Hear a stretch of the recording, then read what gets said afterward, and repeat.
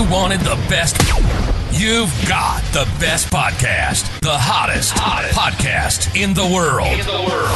The Chris Voss Show, the preeminent podcast with guests so smart you may experience serious brain bleed. The CEOs, authors, thought leaders, visionaries, and motivators. Get ready. Strap yourself in. Keep your hands, arms, and legs inside the vehicle at all times, because you're about to go on a monster education roller coaster with your brain. Now, here's your host, Chris Voss. Hello, this is Voss here from thechrisvossshow.com. Doing our listings that makes official. Welcome over 16 years and 2,300 episodes of The Chris Voss Show. Go to goodreads.com/Chris Voss, LinkedIn.com/Chris Voss, Chris Voss 1 on the TikTokity, and Chris Voss Facebook.com. You can see all the wonderful groups and things that we do over there. Opinions expressed by guests on the podcast are solely their own and do not necessarily reflect the opinions of the host or The Chris Voss Show. Some guests of the show may be advertising on the podcast, but it is not an endorsement or review of any kind. Today we have an amazing young man on the show. We're going to be talking about his book and his thought process and how he wants to change the business world for better. Today, I'm trying to change the business world for evil. He's trying to change the world for better. Anyway, it's the title of his book is called Truth Has No Sides. September 25th, 2024. It's out. Charley Johnson joins us on the show. We're going to be talking about his concepts, ideas, and how maybe you can add a new job title to your company to make things better. Charley has 20 plus years in corporate and as a business owner, 7 years in nonprofit as the president of the Pay It Forward Foundation, and 10 years with an enlightened teacher. The combination of these three things creates a unique set of skills that can be crucial for companies and their employees moving forward. He is working to bring the position of Chief Consciousness Officer to the forefront of the business world and into all companies. I want that job, CCO. Welcome to the show. How are you, Charley? Good, man. Appreciate you having me on. Pleasure to have you as well. Give us your .coms so people can find you on the interwebs. Oh, I would say the best thing is my LinkedIn, which we'll probably put in the video, but they could go to clearyourlake.com if they want, but I really like to drive people to the LinkedIn. Okay, so go to the LinkedIn first. The link will be on the Chris Voss Show and all that good stuff. So give us a 30,000 overview. What's in the book? The book is just my experience, a little bit about me growing up in Utah, not being Mormon, not being Catholic, having a very blank slate as an understanding for religion or spirituality, not even being in my awareness, going through my business aspect, having the training in business, having the training with nonprofit and the Pay It Forward. And then most of it is my time with my teacher, a very intelligent, very enlightened individual that most people who cross his path end up meditating for the rest of their life. They kind of leave corporate behind. Money's not an issue. They go on to enlightenment and leave. I chose, or the universe chose for me to embody that and bring those unique set of skills with the business background, the nonprofit background, and then the understanding of consciousness and how things work to, in a sense, bridge those worlds, because it's too much of a Republican, Democrat, Catholic, atheist, too much of the capitalism. Now it's evil. We're going to go become spiritual. Or I don't like religion. I'm going to become spiritual. Spirituality is just the newest religion. It's just as dogmatic and as constructed as everything else. So we've got to merge those two worlds, and someone's got to have the clarity and the understanding of both to help that happen. And your mission is to do that. Now, in the book, you say truth has no sides. What does the title refer to? Just that. So my truth is I'm a Republican and Democrats are ruining the world. Okay. The Democrats feel the exact same way. Yeah. So the truth has no sides is just bringing to the awareness of both sides of the argument that if you're right, they have to be right as well. If you think they're wrong, then you're wrong. And I know people completely disagree with that, but Catholic and an atheist, a Republican, a Democrat, a right, wrong, we are all built off our bias and our conditioning. And we're so blind to it that we don't pay attention to it. It's like the fish in water. When the wise fish comes by two fish and says, "How's the water?" And the two fish look at each other. What's the water? Yeah. We are completely ignorant to that. And this is consciousness. Yeah. You and I and all your guests, anyone watching now or later down the road, everything is consciousness. We don't even know. We don't know what water is. Yeah, it was funny. We were about to use the same, I was about to use the same analogy you did, that, fish can't see water just like humans can't see air. And so we can't see the scotomas that we have before us, the blind spots, as it were. Yes. And it's hard to see them. And so give us a definition of what consciousness is to the layman out there. I'm not sure I'm up on it. Well, the best metaphor is that. Hey, boys, how's the water? Fish look at each other. What's water? Everything physical and non-physical is consciousness. Scientists, neuroscience, everyone, we had those two varying type of understandings where one was fundamental to the universe and the other one was created by the brain. Now, the people who said that consciousness is created by the brain, they're starting to really understand that it's fundamental, because tens of millions of people have had near-death experiences and everything's checked out, heart's gone, brain, there's no machine that says anything in their body's alive, but they can tell you everything that's happened. They can tell you everything the doctor said. Consciousness is not created by the brain. Looking for consciousness inside the brain is like looking in your car radio for the band that's playing. I've seen some people's brains too, and there's nothing there either. So. Yeah, exactly. There's nothing. But everything is conscious, physical and non-physical. Every thought, you, me, the universe, the planet, other people, plants, animals, everything is consciousness. And now all we've done on this planet is only focus on the mind. The mind is the receiver. It's the middleman. The middleman's lost its freaking mind. Look at the world today. We've got to tap back into the source. We've got to understand there's something past the mind. And just that simple, those simple words right there, plant a seed in your listeners to say, okay, what is past the mind? What is consciousness? Everything is consciousness. And again, we are swimming in it. We are swimming in it right here, right now, always have and always will. It's everything. Just like the fish, you can't see the water. Correct. I think I peed in mine. Never mind. I'm not going to explain it. I think people get the joke. So what prompted you to write this book? What was the motivation behind it? Just for people to help them understand the different modalities that are out there, to help them understand there's a significant amount of people who hear things, who see things, who have experiences that if they shared with their family, they would be seen as crazy. If they shared with their bishop or their religion or their community, they'd be excommunicated. It doesn't matter if they're Mormon, Catholic, or atheist. There's more people than not that experience something that the laws of physics or their eyes can't perceive. To allow them to understand that that's not magical, that's normal, and that's where the world's going.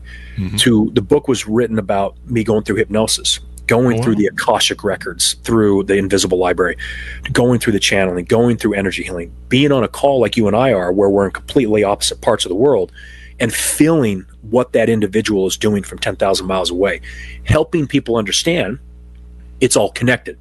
Now, we say that kind of sheepishly. There's no separation. It's all connected. It's just like the CIA talking about the remote viewing.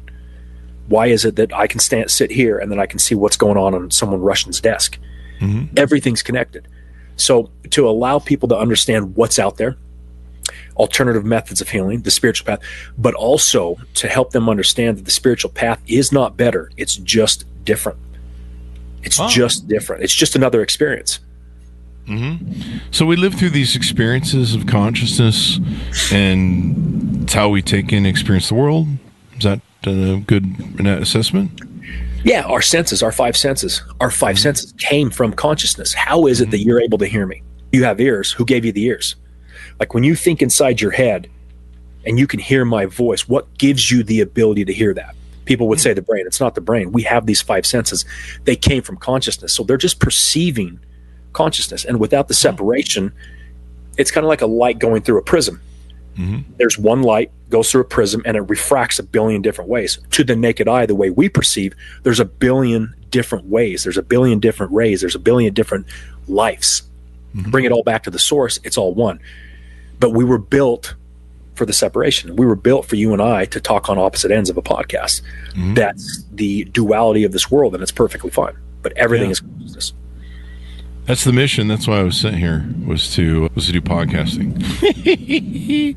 What you're doing. I love it. Yeah, it's exactly. And I love it. So talk to us about some of the other projects that you've done in your journey through life. How did you discover consciousness, meditation? There was a teacher you mentioned. Tell us about your journey through life and how you got here. So born and raised in Utah. You being in Utah as well, it's heavily Mormon. I wasn't. Again, I wasn't atheist, though. I wasn't Catholic. I had unique parents that religion and spirituality was not in our awareness. I didn't even know they existed. Wow. So when I got older and I was offered a job in my late teens, I didn't do well around kids my age. So as soon as I had the opportunity to be around adults, I really thrived. I thrived in business. I didn't have a background in business. I didn't have any training. But as soon as I got involved, I was a sponge. I sat around executives. I was okay being ignorant. I was okay asking dumb questions. I was okay being perceived as the dumbest one in the room because I wanted to learn. I wanted to absorb it. Business took off. After flying 2 million miles in that business, I discovered or developed a fear of flying. It came out of nowhere. Really? It pushed me to leave the business. But then I was on a plane a month later. So it had nothing to do with the fear of flying. The universe needed me to leave that company, get out of that environment, which was fine. It was a great environment. But it needed me to get to the point where I would go on to the pay it forward, which would teach me another lesson. But more importantly, to get to the point where I would cross paths with my teacher. I would understand all of that.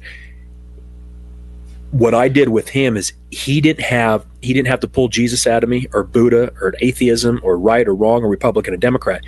What he had me do is read all of the books, all the religious books, all the Judaism, all the Bhagavad Gitas, all the Mormon, not to teach me, not to fill me in with a bunch of different identities, but to show me that everything is the same. It's all coming from the same source. So once you understand that, you can't pick a side. You realize that there is no sides to choose. You realize Republicans are just as ignorant as Democrats, and Democrats are just as smart as Republicans. You start to see, why does a Harvard grad 170 IQ on both sides, how can they argue with each other and see so differently? It's a division. It's our conditioning. It's how we were raised. It's what we were raised. If you were raised in Utah, you're most likely going to be Republican. If you're raised in Seattle, you're most likely going to be Democrat. Why is no one piecing that together? Why is no one piecing together there's levels of consciousness? Why is no one understanding why it's been this way for so long? So what my teacher helped me understand is consciousness. When you understand that everything is consciousness and that it's all coming from the same source, you start to understand why it's so divided and conflicted, why we're so ignorant in a sense, why there's so much war, why my God's better than your God. And then it gives you the compassion and empathy to be neutral. And now I know neutrality in our world today is seen as like a weakness. But imagine for a business that is incredibly divided and conflicted with their employees, having someone come in neutrally and bring everyone's consciousness up, letting them see things in a different perspective so they have a little bit more compassion and empathy.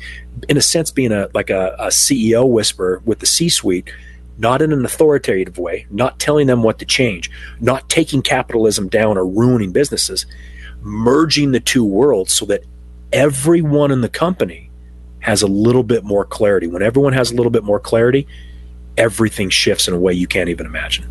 Wow. And so you want to normalize this title of Chief Consciousness Officer.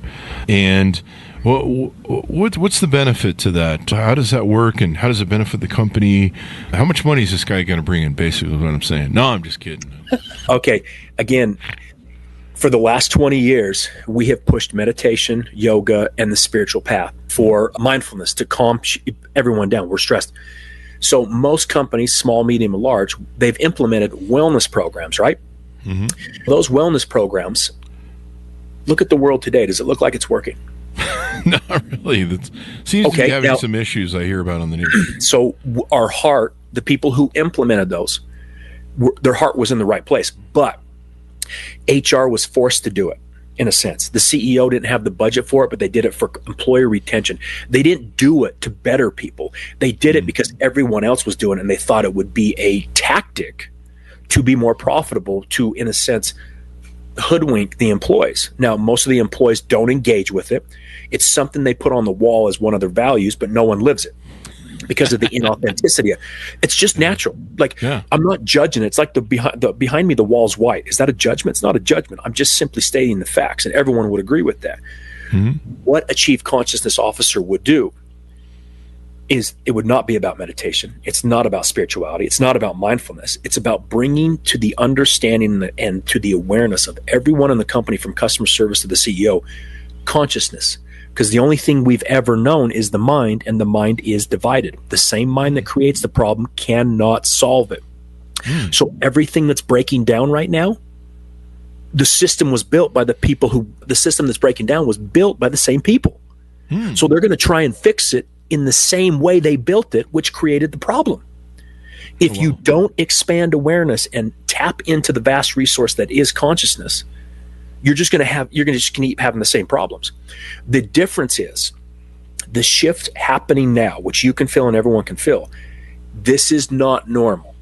This is not like other shifts. This is not economical. This is not human. This is not, if you don't understand history, you're bound to repeat it. This is such an internal, massive, timeline-ending shift that the executives do not know what's hitting them, and the tools they've used to right the ship in the past will not right the ship now, because the clarity of the employee, their bullshit meter is through the roof. So when an executive says with a smile on their face, yada, yada, yada, this is why we're doing it, the employee will look at that and say, I heard what you said. I know you don't believe it. I know you're full of shit, and I'm not going to put up with this. So the ability to suppress and lie to each other, it's shot. It's gone. It's never coming back from both sides.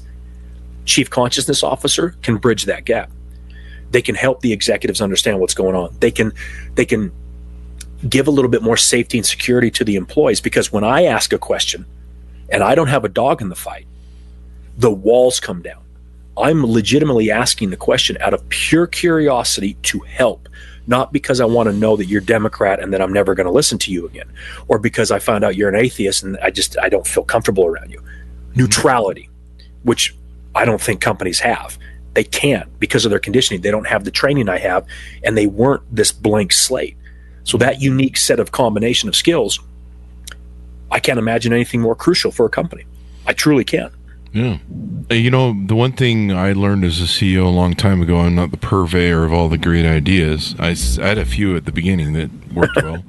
But, you know, I knew I need to, you know, and constantly, you know, I learned a long time ago, you know, how to think out of the box. There's the 9-point dot experiment that I love, where you connect the 4 lines to 9 dots and without lifting your pen, and learning to think outside the box. And then also scotomas. So I would do, you know, I'd sit around the table at my office being like, what am I missing? Here's the idea or concept or new application that I built or new structure within the workflow.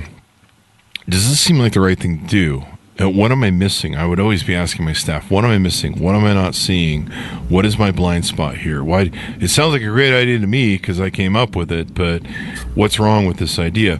And I would be trying to search out that you know, external, I guess beyond my consciousness maybe would be a way of saying it. Is that, is that I'm still new to consciousness, clearly, because most people for 16 years know I've been asleep on the show. He snores a lot. Anyway, but yeah, so I've been trying to, you know, get outside of my thing to understand stuff. Because when I'm wrong, it's very bloody expensive and painful. And I found that out with lots of trial and error. Everyone does. Yeah. So, you know, I'd rather ask people around me and try and get outside of my consciousness to see if the idea that I have really is a great idea. Because learning it's a wrong idea after years of money and time is not fun. No, it's not fun for anybody. And, you know, I've done a few others today, and everyone has a story of, like you said, like I'm trying to expand, I'm trying to look for the answers. All CEOs are doing that. Okay, so when they listen to this, if we don't get into great detail of the shift or the difference of it, they're just going to look at this and say, I already do that. So the other podcast I did earlier was a guy who talked about someone an employee they helped. Like how they wanted to, in a sense, show me a story of how their consciousness helped this. And what I would say to that is, even the most evil CEO, the most, like the company he took over had a 90% turnover rate. I mean, it was just horrific. And he turned it around. That's great. Even the CEO of the 90% turnover rate would have a story of employee they helped.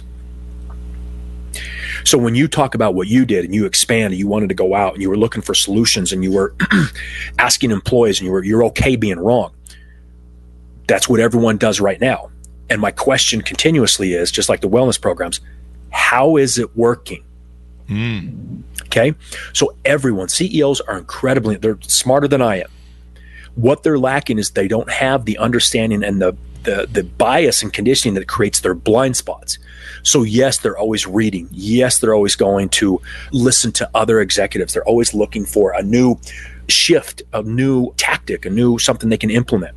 Mm-hmm. They don't see that every time they do that, it's coming from a Republican perspective or a Democratic perspective or a Catholic perspective or an atheist perspective. We just think that's normal. We chose a side. Other people chose a side. I don't agree with them. To each their own bullshit. We don't realize that when we make those decisions and we think we're going about this in an incredibly intelligent way, we've alienated 50% of the solutions, plus our awareness is here and all of the answers are out here. We can't see it. Oh, wow. And if you want to talk about how fixed the mind is, no matter what your intelligence is, look at the NASA study. They followed 2,000 kids. 98% of them were considered genius at 4. By the time those kids were adults, it was less than 2%.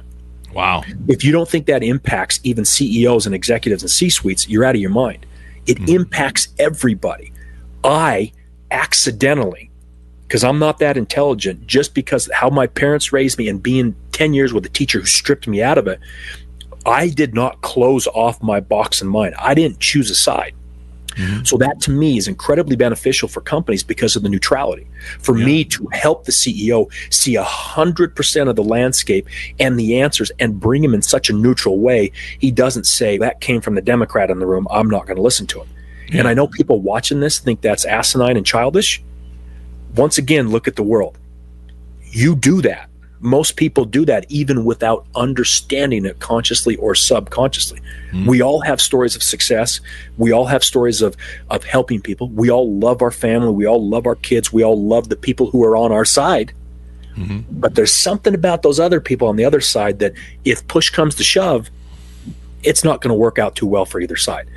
We have to bring that division and conflict out. We have to be aware of it. We have to be aware of those blind spots. And that's what a CCO would do in a way that would allow the person to do it on their own. Because the time of seeking a third party or a teacher or seeking an authority for the answer, that's dissolving.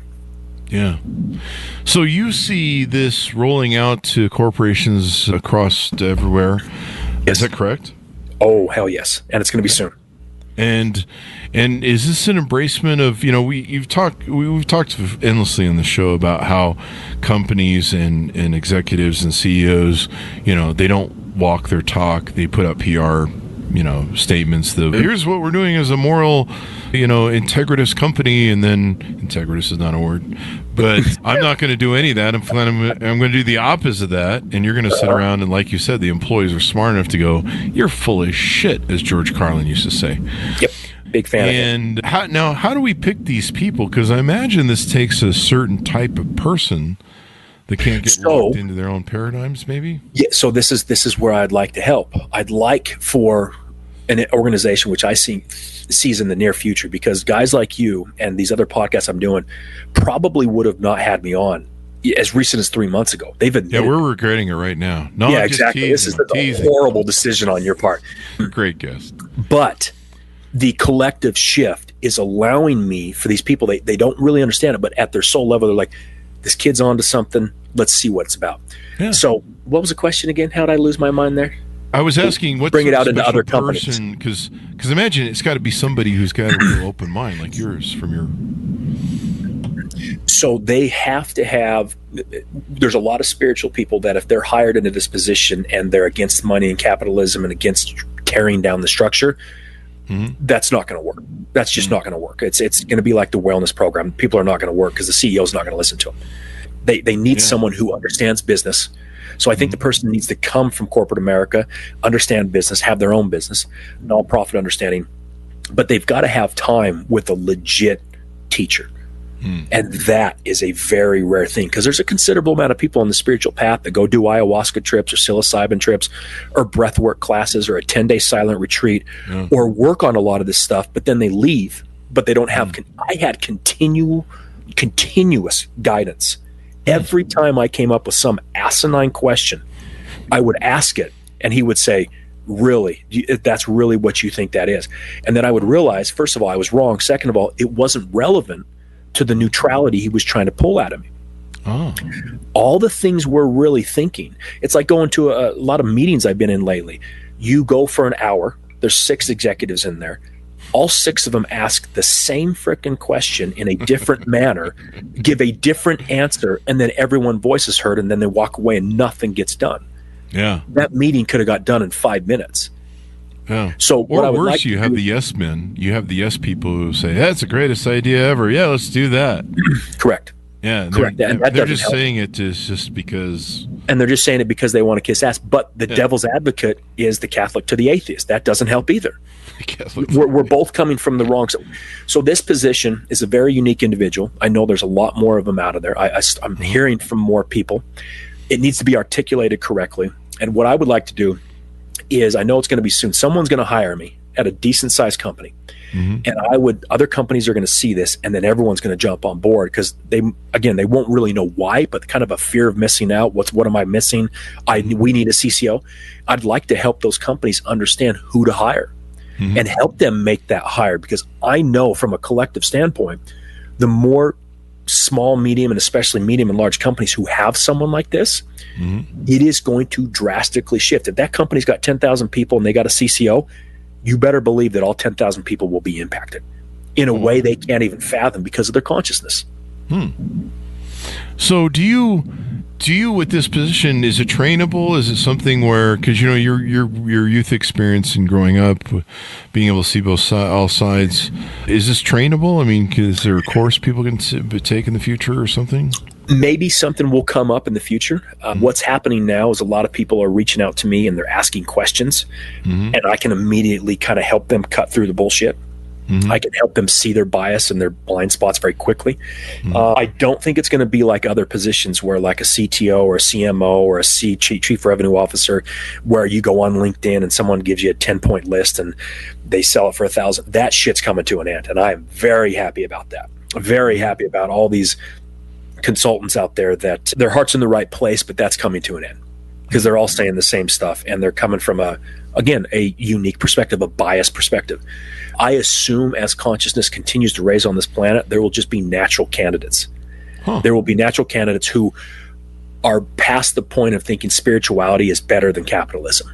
They're past the point of thinking that one side's better than the other, and they're going to naturally, like I did, merge those two and be able to bring a perspective and a clarity and a neutrality naturally to corporations and businesses, to the C-suite, to VPs, to customer service, to talking to people at the water fountain and understanding their fears and insecurities from a point of curiosity, not figuring out if I need to like this person or not. Yeah, because I imagine it would take a certain type of mind or developed mind, for whatever time length it takes to do stuff. I mean, you kind of have to give up a lot of your biases, right? And you have to. But once you're aware, like when you know better, you truly do better. I hate that quote, but that's we look at the society we built, and it's pretty chaotic. But that's the best we could do. If we would have known better, Chris, would we have not? We would have done better. Yeah, we would have done better. When you bring awareness, and I very much appreciate guys like you giving this exposure. When people hear this, the seed's planted. They go and they hear something like this. They can't unhear it. There will be something in their mind that starts to ask, this guy's crazy, but maybe he's onto something.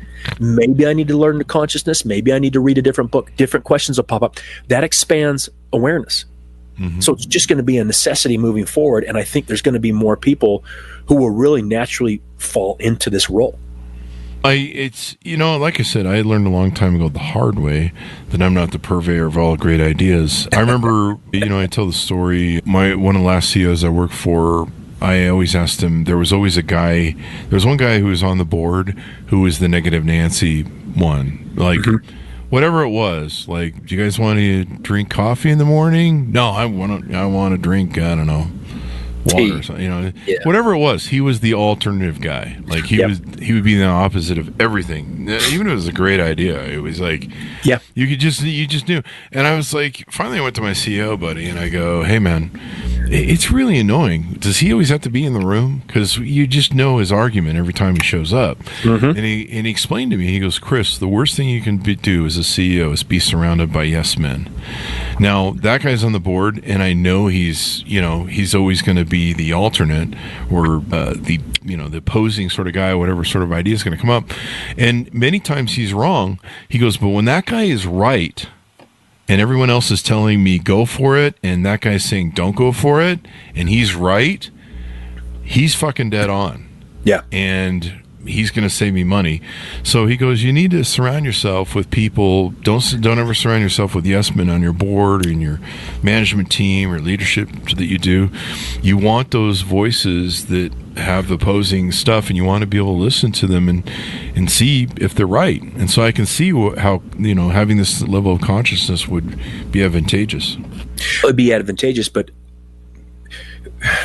the guy, that's a very contradictory comment with your CEO, because he said he may be wrong most of the time, but when he's right, he's fucking dead on. Okay, that's fine. But how do you know? How do you know? How do you know when he's dead on? Because maybe he was dead on another opportunity, and he was so negative you didn't listen to him. So these constructs of how we go about not surrounding ourselves with yes men or having too many yes men, that to me is like a Republican and a Democrat. Yeah. That to me is an old construct. The CEOs say they're being intelligent and saying, I'm not surrounded by yes men. I'm going to be able to listen to everybody. Once again, how is it working? Look at the world. Look at the employees. Look at executives. This is a very internal shift, which means that 40, 50, 60 years of the entire existence of people on this planet, everything they've ever suppressed is coming up. So these very intelligent, confident CEOs and executives are having different thoughts, different fears, different insecurities, different worries, and they're lacking confidence, and they're starting to think things that they never thought before, and they're coming unhinged. What worked in the past was because of the confidence and the people just thinking they were smart and they knew what they were doing. When they lack that vision and that clarity and they start to doubt themselves, employees can feel that. And a lot of times what those executives felt may not have been right, but no one's going to talk to them. No one's going to say anything. Yeah. No one's going to push back. So it just kind of bleeds out and works. It's kind of like it worked out in spite of everyone. It wasn't the right direction, but because everyone went in that direction, everyone thought it was right. Look at the world. Yeah. What's happening now is a shift that humanity has never experienced. I will promise you, as we come out of this, it won't be the same thing. It will not, because it's going to be a clarity thing. It won't be, let's get back into the same routines. Let's go get the same in consultants, the same tent. It's not going to be the same. You can mark my words on that. It won't be the same. We'll be looking for the change. What more do you do on your website? I know on your website you have some different teachings about consciousness training, the PTM technique. Tell us about some of the offerings you do over there. I don't know if you want to plug your podcast or anything else I see on your website. So the consciousness training was more of like the beginning of this process before the chief consciousness officer came about. It was kind of one of those baby steps. I couldn't see that far down the road until this idea came out. And this is really, 99%, 100% of the time, this is what I want to push on a show like this. But there is consciousness training, which is a simple 4-week program for individuals, for groups, for sports psychologists to help their athletes, for executive teams. If they want to go through that 4-week program, basically they got the first week in this podcast just talking about consciousness, learning about what it is, that it's not spiritual, that it's tactical, that it's mechanical, that it's something they can involve in their business.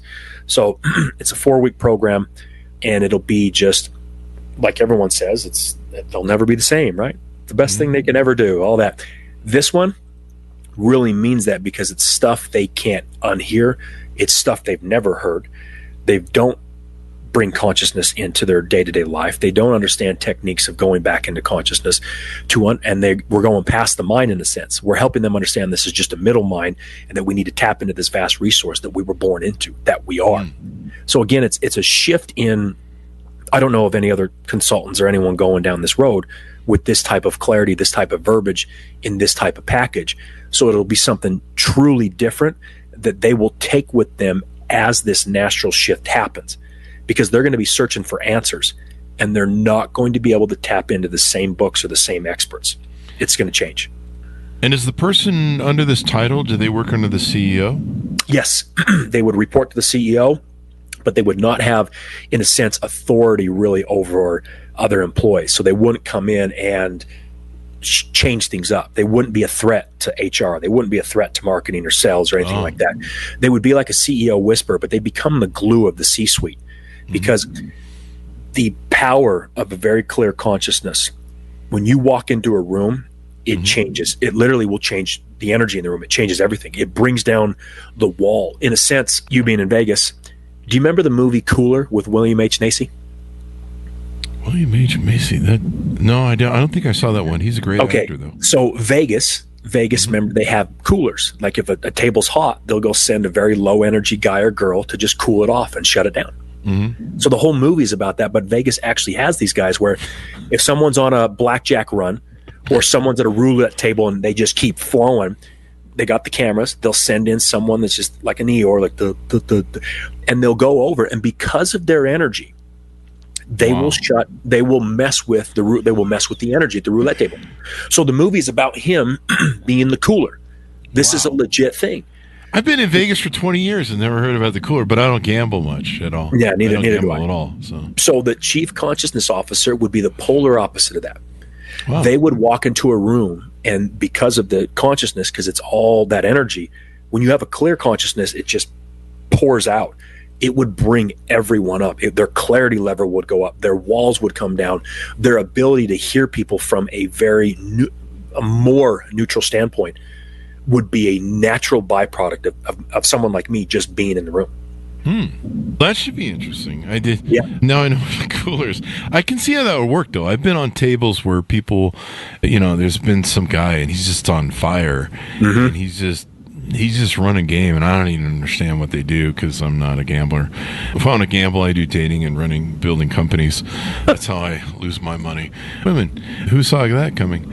But yeah, I can see how that would disrupt. There's kind of a flow. Especially, in the numbers of people that are sitting at the table. If you're playing blackjack, obviously it's going to affect the cards that are being dealt. And then energy-wise, because sometimes, you'll feel that vibrant energy of somebody. I've had some belligerent people at the table that, they're usually trying to have, I guess they didn't have coolers working, but they'll have a boss come over and start working the dude or trying to get him off the table. Hey, you want some comps and stuff? And they try and interrupt the play. And truly, I remember I had one guy. He's the car that's in the front lobby that you're giving away. If you give me that car, I'll get off the table. And I'm like, holy shit, it's got some balls. But, I come from the days when the mob was still running a couple casinos, and I'm like, that's pretty ballsy, dude. Have fun with that. Yeah, exactly. You're going to end up in a back room with a hammer. But unfortunately, they don't do that nowadays. The corporations just do the front room with the pricing. For You're like, $25 for a burger at McDonald's? What the hell? Yeah, exactly. This is the beginning. So as we go out, give people a final pitch out on picking up your book, reaching out to you, getting involved in what you're doing, maybe how they can discover more about this consciousness, learn how to do it themselves as we go out. Ask the question what consciousness is, look into it. I'll know you'll put this in the show notes. My number is 801-633-6033. You'll put my email in there, my LinkedIn as well. I really like to drive people to LinkedIn so they can see the conversations of what a CCO is. And if they want to reach out, I'd love to talk to organizations about the position becoming a full-time, or if they just want to try the consciousness training for an individual or an executive team, we could try that as well. And that's a very 1 to 2 hour a week, 4-week process that would drastically alter the individual or the executive team or whoever did it. It's been wonderful to have you on the show. Very insightful, and I'm going to think hard about trying to be more conscious. I try and be as conscious as I can, but I don't know. I've been excused as sleepwalking through life. Everyone. Charley, thank you very much for coming to the show. We really appreciate it. Yeah, thank you, Chris. Thank you. And order up his book wherever fine books are sold, folks. It's called Truth Has No Sides, out September 25th, 2024, by Charley Johnson. Thanks to our audience for tuning in. Go to goodreads.com/Chris Voss, LinkedIn.com/Chris Voss, Chris Voss 1 on the TikTokity and all those crazy places on the internet. Be good to each other. Stay safe. We'll see you next time.